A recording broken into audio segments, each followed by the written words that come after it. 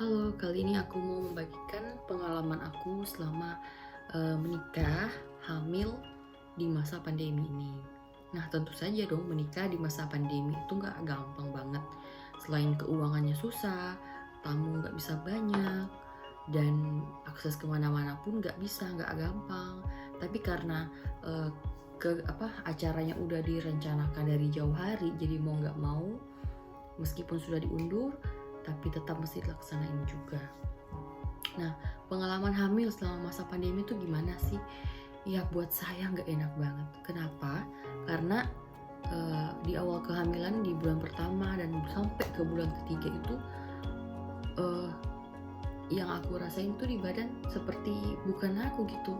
Jadi badan tuh terasa sakit, sama jadi kayak orang sakit, pengennya baringan, nggak mau ngapa-ngapain, mual-mual, muntah-muntah.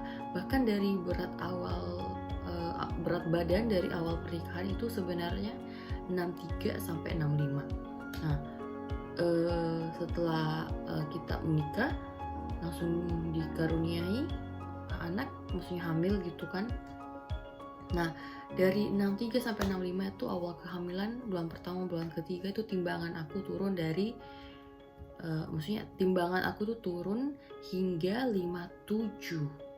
Nah, bayangin tuh 57 dalam 3 bulan itu makan gak enak. Padahal kan kalau dipikir-pikir harus makan buat calon si bayi, calon anak kita, untuk pertumbuhannya di dalam, pembentukan selnya.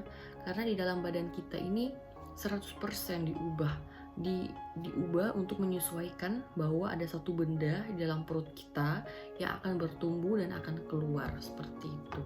Nah, pengalaman dari bulan pertama sampai bulan 3 itu tidak enak banget. Seperti orang sakit, seperti orang mau mati rasanya. Apalagi di saat pandemi kita nggak boleh sembarangan kemana-mana, kita nggak boleh nggak boleh sembarang menyentuh atau bersentuhan dengan orang lain, berpapasan aja itu mesti hati-hati. Apalagi kita yang nggak terbiasa, belum terbiasa akan hal itu ya, dan sangat sensitif buat orang-orang hamil, ibu hamil ya.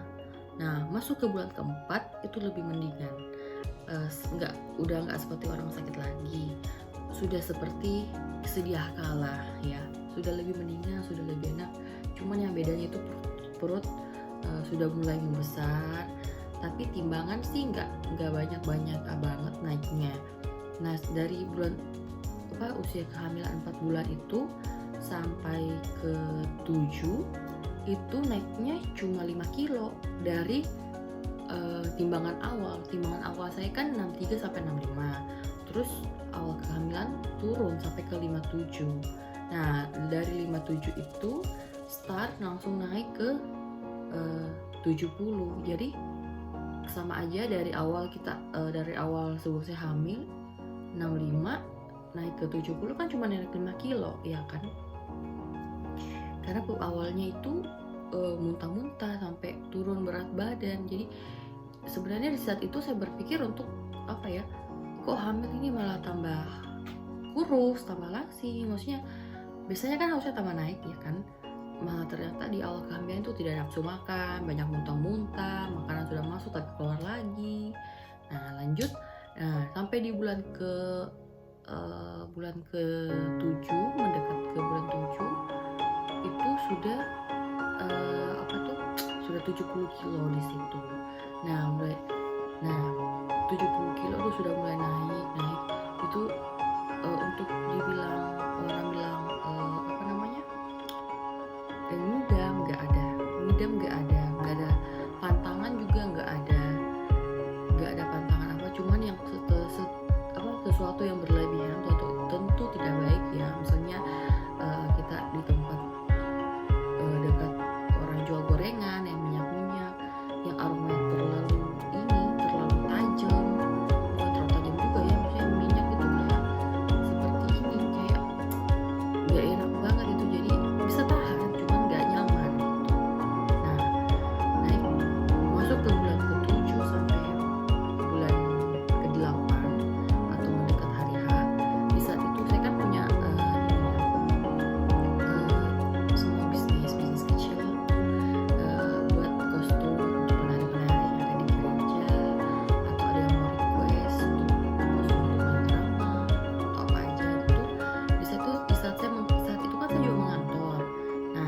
itu juga saya setelah pulang dari kantor itu tetap menjahit sampai jam 12 atau jam 1 malam.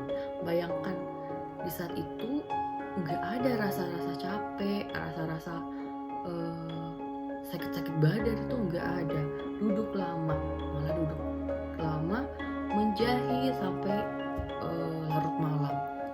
Nah, ada positif minusnya juga sih di awal kehamilan, kayak seperti orang sakit, orang mau mati, rasanya aduh nggak sanggup untuk ini ngapa-ngapain. Nah, tapi timbal baliknya di masuk bulan ke-7, 8, 9 gitu, ini semakin intens dalam hal melakukan pekerjaan, mencari uang untuk keluarga, kemudian kebutuhan. Nah, apalagi saat itu kan saya masih kos-kosan. Awal menikah masih kos-kosan. Nah, sekarang ini udah ngontrak rumah. Doain ya, siapa tahu sih doain supaya bisa kumpulin DP di rumah. Nah, terus naik itu, tapi selama hamil sih saya makannya biasa aja, nggak milih-milih. Cuman kadang suka makan es krim, tapi itu pun bukan ngidam yang tengah malam yang tiba-tiba mau makan sesuatu, bukan kayak gitu. Jadi pengennya kayak es krim di seminggu makan es krim, makan coklat silver queen jadi seminggu gitu, sampai bosan, sampai nggak mau makan itu lagi gitu. Jadi nggak ngidam banget sih memang, tapi pada saat itu memang pengen yang manis-manis.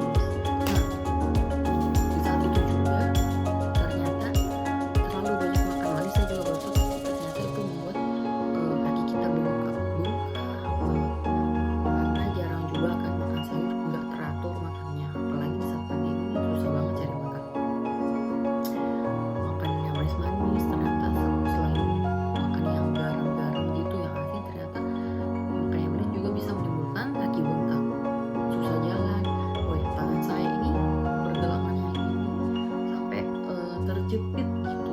Jadi ini awalnya macam kram gitu, menjaga tiap pagi bangun sini kram, mati rasa kesemutan, awalnya kayak gitu. Tapi tetap menjahit, lama-lama di sini seperti ada saraf yang masih kejepit, ini aja masih ada sedikit masih terasa kejepitnya gitu. Jadi susah kayak gini, susah kasih ke belakang tangannya kayak gitu, susah banget. Nah, terus terasa banget timbangan naik, ukuran sepatu naik, ukuran baju naik, cincin kawin udah nggak bisa dipakai lagi, udah kesempitan. Terus apalagi ya susah bergerak, nggak banget sih, nggak terlalu ngefek saya rasa ya. Tapi di saat bulan ke-7 sampai ke bulan 9 tuh itu full energik banget, karena bisa kejar-kejaran orderan untuk menjahit gitu kan. Dan di saat itu juga meskipun setelah PSBB ya puji Tuhan ada aja orderan yang masuk sehingga bisa pindah ke tempat yang lebih baik, yaitu rumah kontrakan ini.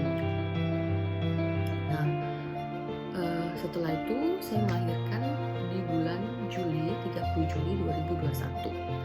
Nah, 2021 saat itu saya mau normal sebenarnya, cuman nggak bisa, nggak kuat, nggak tahan sakit. Kenapa?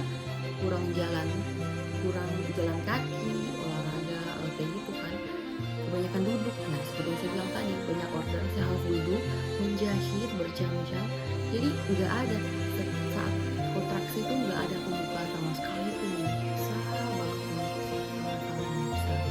dan terpaksa akhirnya saya harus operasi sesar. Nah, untungnya setiap saya pemeriksaan ke dokter, kontrol gitu, saya kan pakai BPJS. Ya ngantri ambil nomor, tetap butuhnya pakai BPJS. Kalau enggak tuh kan menjadi pengeluaran lebih lagi buat saya, tidak bisa save money gitu kan. Lumayan setiap kali konsultasi bisa habis 500.000 kalau jalur umum, jalur normal gitu. Tapi kan untungnya ada BPJS, nggak dibantu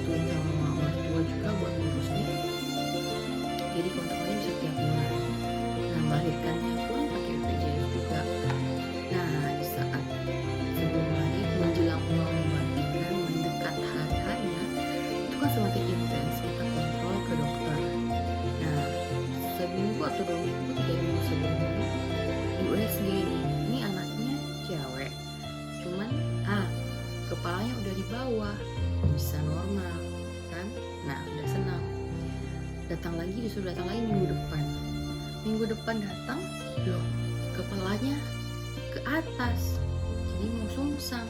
Akhirnya dokter buatin surat rujukan untuk melihatkan kalau dia merasa sakit dan kepalanya kan dilepas, tapi disuruh datang minggu depannya lagi.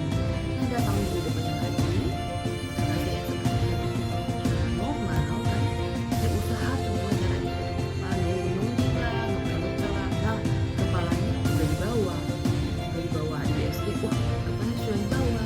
Nah untungnya dokternya nggak minta suratnya kembali yang sebelumnya rujukan buat kesalahan.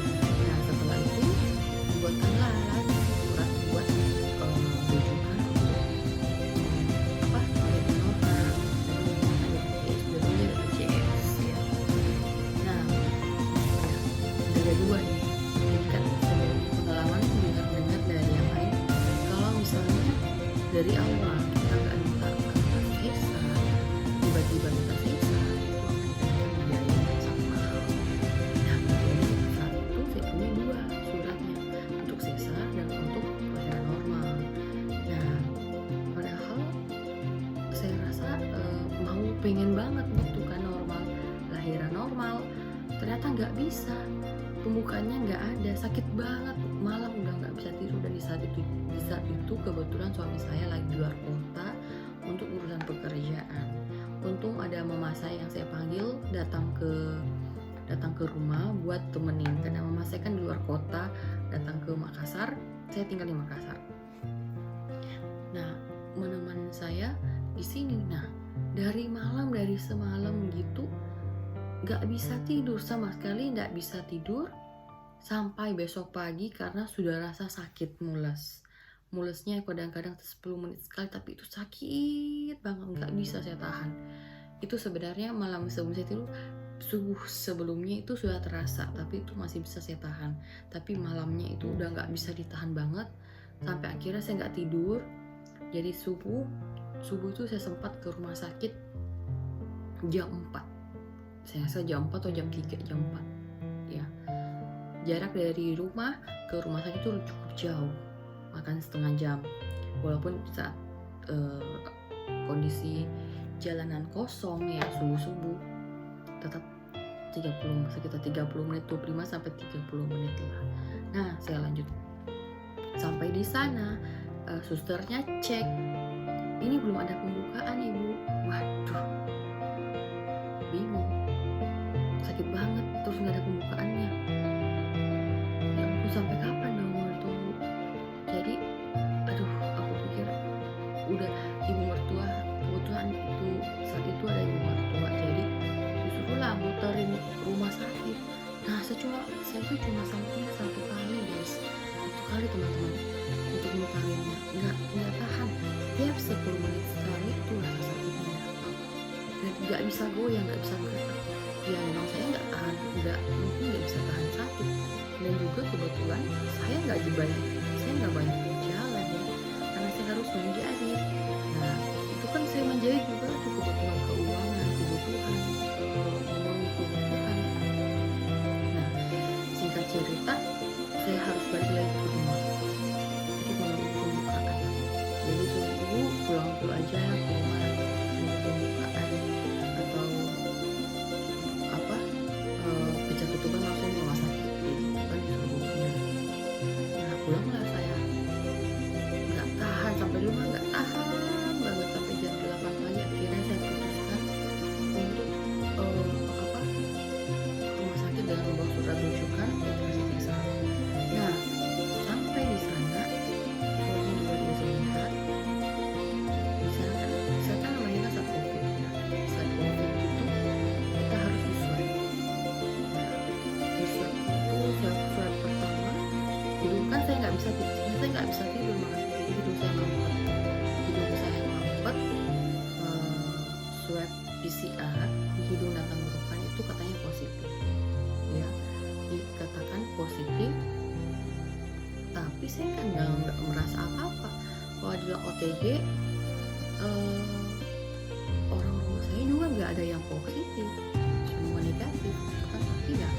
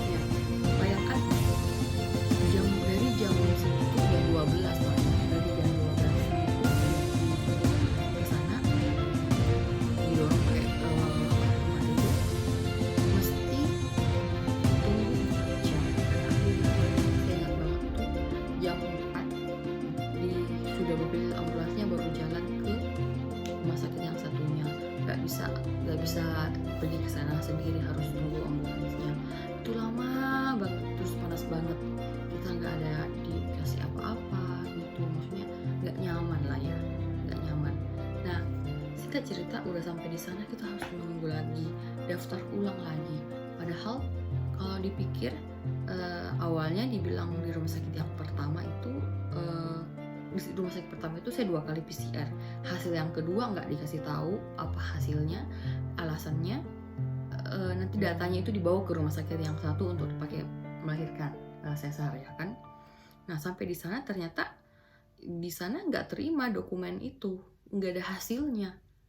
Padahal di rumah sakit yang satunya itu bilang susternya, pegawainya bilang, rumah sakit itu terima kok pasien COVID untuk sesar, kenapa dirujuk ke sini? Nah itu bikin bingung lagi. Dengan catatan terlalu lama saya menunggu, ternyata kalau yang ternyata bisa kenapa enggak ya kan. Nah setelah itu akhirnya jam 6 saya PCR lagi, swab atas bawah ini hidung dan tenggorokan, jam 6 di rumah sakit yang sudah dirujuk ini.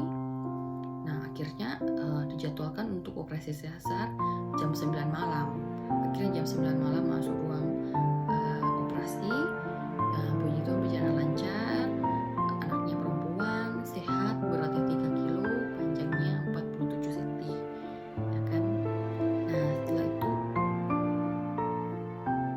yang saya rasa setelah melahirkan kan selalu dibius setengah badan gitu kan. Setelah melahirkan gitu sudah keluar dari ruang operasi ya, kebal, sebadan ini kebal.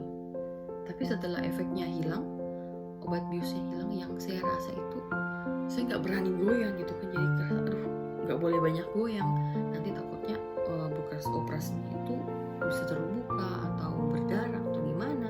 Tapi ternyata perawatnya bilang nggak apa-apa Bu, justru harus banyak bergerak supaya lukanya cepat kering.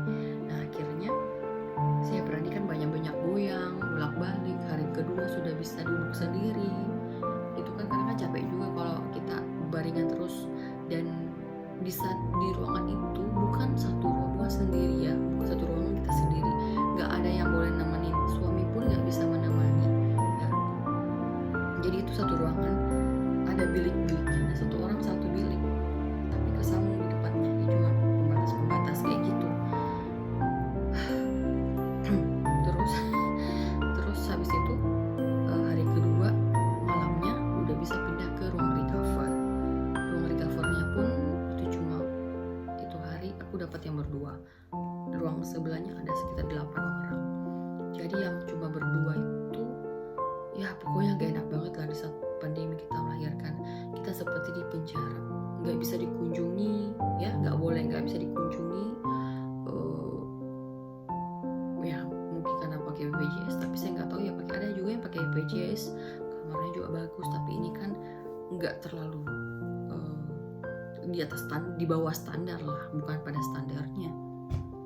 Tapi mau diapa, karena riwayat positif. Nah di hari berikutnya saya dites PCR lagi, tapi yang saya bingung, perawatnya bilang 4 hari sudah keluar. Nah mestinya awal saya PCR kan 4 hari itu sudah keluar hasilnya, kenapa sampai lama gitu.